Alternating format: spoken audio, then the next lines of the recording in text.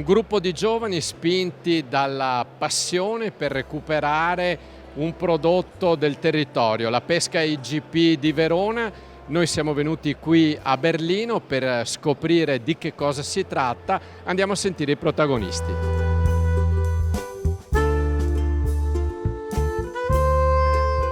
Pesca di Verona IGP presente qui allo stand della Regione del Veneto a Frutto-Logistica Berlino. È un frutto di stagione, questa è semplicemente una pesca antistress. Leonardo Dorizzi, Desirée Faccio. Allora, una grande storia quella della pesca IGP di Verona. Sì, la pesca di Verona IGP risale al 1400 addirittura. Abbiamo delle testimonianze di un pittore mantovano, il Mantegna, che ne riprese dei frutti nella pala di San Zeno, attualmente esposta nella Basilica di San Zeno a Verona. Quindi è una tradizione storica del territorio veronese. Desirée Faccio, rinasce la pesca IGP di Verona ed è un progetto fatto da giovani. Questo che cosa vuol dire, che cosa significa? È un progetto che vuole riportare appunto alla luce la tradizionalità del nostro territorio, unito anche all'innovazione che noi giovani possiamo dare come contributo in agricoltura. Vogliamo quindi portare la pesca IGP nel mondo come un'eccellenza veronese.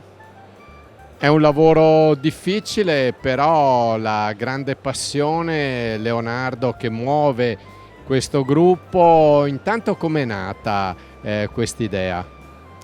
Ma guarda, come spesso accade, nei momenti più difficili nascono poi le ripartenze dove trovi le strategie anche per arrivare al punto. Il Veneto comunque ha una tradizione appunto centenaria, ma quello che oggi ci ha spinto soprattutto è questa esigenza del consumatore che sempre più cerca il prodotto territoriale, cioè vuol sapere da dove arriva il frutto che va ad acquistare.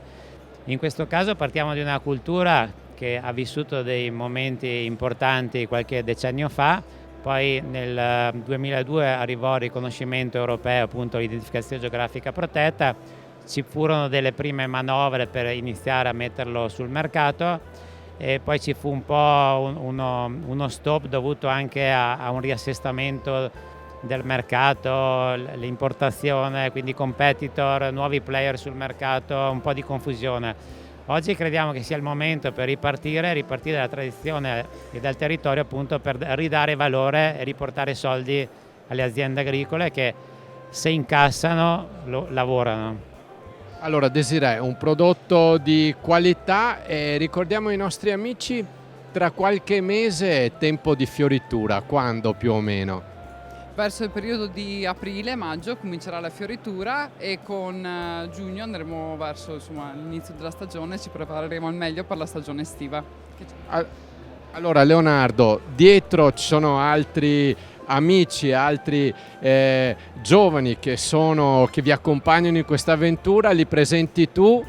Sì, allora abbiamo Luce, Luca, ecco un particolare che ci tengo molto essendo già un po' datato, il coinvolgimento dei giovani, cioè la pesca di Verona che piace ai giovani, quindi in un momento appunto anche difficile dove vediamo in TV insomma delle situazioni complicate, riuscire a coinvolgere i giovani e quindi l'agricoltura, io come dico sempre, sarà il futuro dei nostri giovani. Allora, grazie Leonardo, grazie Desirée e grazie a questi amici. Allora, appuntamento con la pesca tra qualche mese per la fioritura, intanto un po' di antistress ci vuole.